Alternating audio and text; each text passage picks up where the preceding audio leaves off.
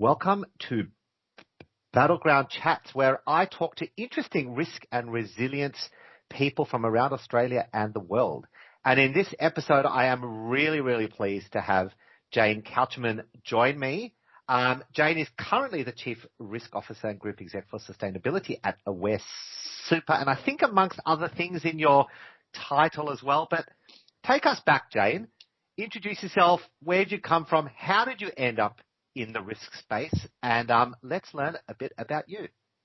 Oh, thanks, Craig, and so looking forward to talking to you today. So, yes, I'm Jane Couchman. I've sort of been in the gig for about 30 years. I started off as a lawyer and then, which I enjoyed. I was a country solicitor actually in doing family law and crime in Coffs Harbour of all places. Oh, wow. Which I loved actually. Came back to the city for a fella and then ended up at a law firm doing banking and financial services work.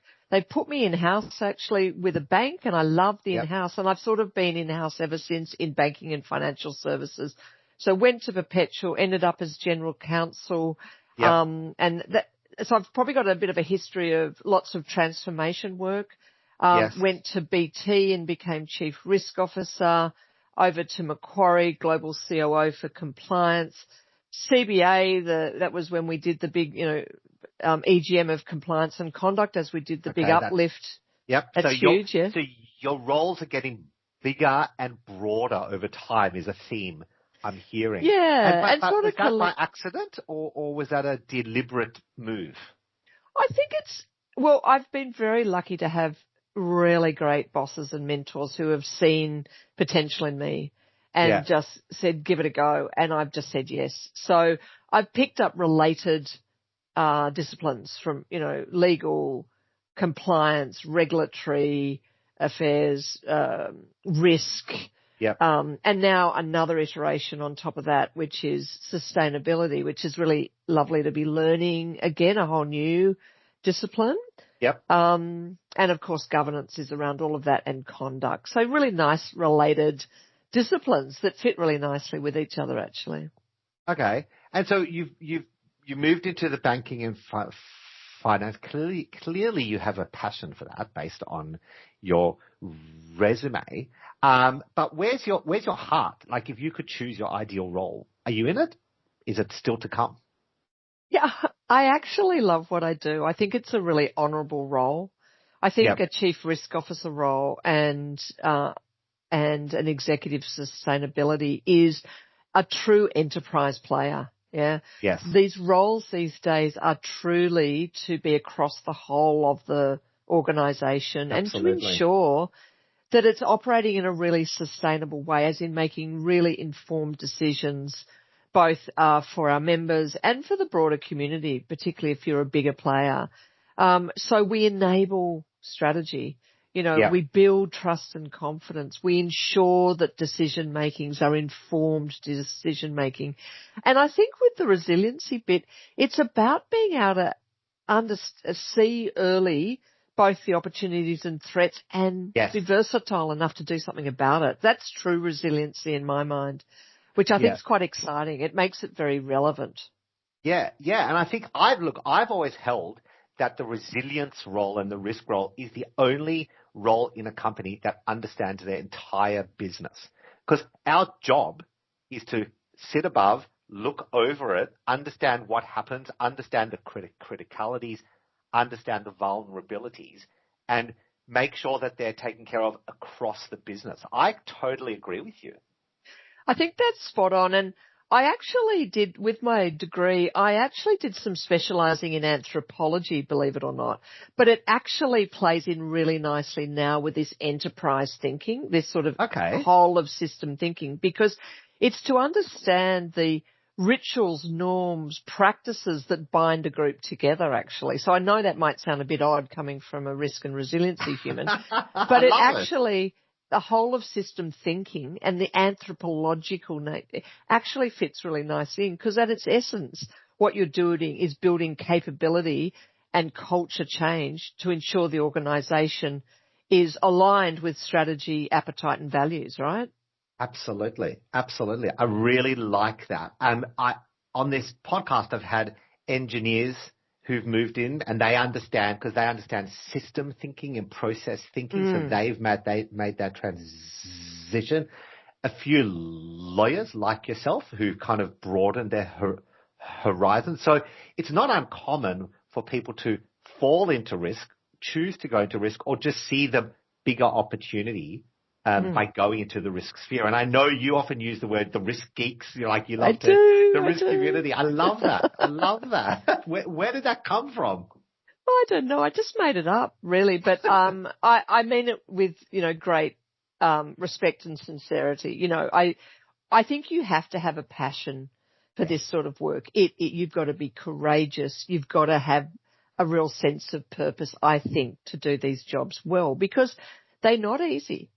On one level, you are the one having to say, eat your broccoli and floss your teeth on the sort of negative. And there's a lot of downside, you're having to sort of make sure you're minimizing risk for the and loss for the organization. But on the positive, it's also about supporting the organization to pursue those strategic opportunities well and sustainably. So that's why I think there's a real wonder in these roles. And I don't know why I call us geeks. We probably shouldn't. True. But we are. We are and proud. We were just at the RMA conference together, and there you're in a massive room of risk professionals. And it's so nice to be around people that are like-minded, isn't it? Because you don't always get the opportunity to do that. Oh, look, absolutely. I'm so thrilled to have to be now involved with that community, the RMIA community, which is actually risk across all industries. Industries, yeah. And I love some of the people I met. So it's not just banking and finance. Meeting an ER doctor who's assessing risk management in the emergency wards, or flying doctors, or submarines. I mean, wow, that's risk management at a whole new level. So yes, I felt I very much found my tribe when I was there. I agree with that. And very honoured to have been given that award last year as the risk leader, and then to hand it over to PJ this year, which was great. Fantastic, isn't it? So what did that award do to you? What opportunities to bring in, and how did it change your view of the risk community, if it did? Oh, look, one, it allowed me to meet an even broader group of beautiful risk geeks, which I just loved, because they, with the award, you get to do a tour around multiple states and get to meet a much broader community of risk professionals who are passionate about what they do and want to share and learn together. So it was an amazing opportunity, actually, and I'm so grateful to the Institute. Yeah. And it was well deserved. So now on that, so you've broadened out, you've seen risk in other industries. So what's your take, Jane, on where the risk industry is going? Obviously, in financial services, we have CPS 230, which is broadening everyone's thinking and challenging their thinking. But in the wider risk landscape, what is Jane Couchman's view of risk management? Oh, look, I think it's a growingly significant discipline for organisations in whichever industry you're in. And I think really good risk and resiliency now is supporting the organisation to be as agile, as real-time, and as sustainable as possible. So with the agility, it's things like, most of us have gone to a distributed model for managing risk and resiliency through your 3 lines. That's about getting the accountability as close to the decision making as possible. It's about things like, the digitisation now that's happening in our professions is allowing us to absorb data much quicker, to have real-time, predictive, proactive insights as early as possible so that we can make the best decisions possible. And the sustainability is around that true whole of system change, sustainable change, to make us as resilient, or I use often the word adaptable and versatile as another way of saying resiliency, to be able to adapt to the ever-changing environment that we've got. So I see it as such a growth industry. It's, risk is sexy, man. I agree. If only others would agree. So the sustainability, you've pointed that out a few times. How did that in Aware anyway get under the risk banner, and what's it done to your view of risk? Oh, look, it's been a wonderful opportunity for me to continue to learn. So that was a conversation between me and my boss, Dee, where I said, look, I would love to continue to learn, actually. And as we kind of did our restructuring, she said, look, I think this could be a really lovely further portfolio for you to take on at a time when we as an organisation truly believe in being a force for good. So these corporate sustainability piece to my portfolio is not risk management. It's broader understanding. We have made some pretty serious commitments both on the E, S and the G elements of public commitments we've made to trying to, drive better change for the industry and the community beyond our own fund. So that's been really lovely. But I think having skills like with risk management, you are an enterprise player as you do in corporate sustainability. So though I'm not deep as an expert yet in sustainability, I do know how to play across an organisation and influence, which is what you do in sustainability. So I have a really beautiful team of actual deep specialists that are part of my corporate sustainability team, so that I am learning from them.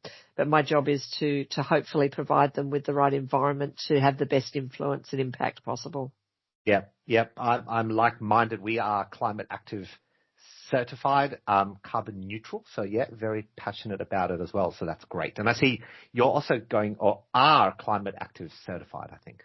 We are, absolutely, and very proud of that. And we've just finished our next the Innovate wrap on the reconciliation side. Perfect timing with Reconciliation Week next week. And we're spending, and obviously things like the annual reporting, the D&I, and a lot on financial literacy. We're very passionate about that side of things because our member base are essential services workers across, they teachers, they nurses, they firemen, they are, paramedics. And we want to do what we can to make sure we're giving the most meaningful financial literacy support to our member base, and that also comes out of the sustainability strategy. Interesting. Okay, great. So now, in the last few minutes that we have, what's your prediction for the future? Where do you think risk will go? What do you think is going to change the world in the risk and resilience space? Oh, look, I think it's a really evolving discipline. So I think it's going to become even more strategic enabler, a true enterprise influencer. I see the chief risk officers are often the right-hand person to the CEO, and often you're even seeing quite a few CROs become CEOs because you are that enterprise player. There is no doubt agile and digitized practices in risk and resiliency, absolutely. It's ripe for it. We've got 7 user cases of AI already for us. And we've already taken, it's a definite area that needs to, we see our professions will be a key user of AI and digitized practices. That's great to hear, because a lot of my clients in this space are nervous about AI and don't want to share, they don't want to go down there. They just can't get their head around it. So to hear that is very refreshing. I think we need to embrace it, but never miss the human in the center. I certainly see that we still need to make really good judgments and we do a lot of coaching in our roles, that the human will always be there. It's just more the absorption of the data and trying to make our processes more streamlined and it makes our roles easier. I also think the type of humans that come into these professions, we can think much more laterally these days about what sort of skills you need. It used to be sort of, as you said, lawyers and engineers, but now, I brought in the anthropological element of it, the psychology element of it. Yeah. So I think the T-shaped professional will become, as in a generalist, not just the specialist, will become valued in risk and resiliency. And I think that ability to truly know how to manage change well, to be adaptive and versatile is critical, because one constant is change. So I see that's kind of the future skills you need in these sort of professions. And on the resiliency side, I do think that 230 was a gift. I really do. So truly managing that new reform will be about truly doing your stress testing and your, to understand where harm could be caused, identify it early, and then make sure we can remediate that. So I see that one as a real gift. But yeah, I think what was very clear is that it's an exciting profession to get into and certainly a huge future. Great. Well, on that note, thank you so much for joining us on Battleground Chats. It's been great to have you join us, Jane. Thank you. Thank you so much, Craig.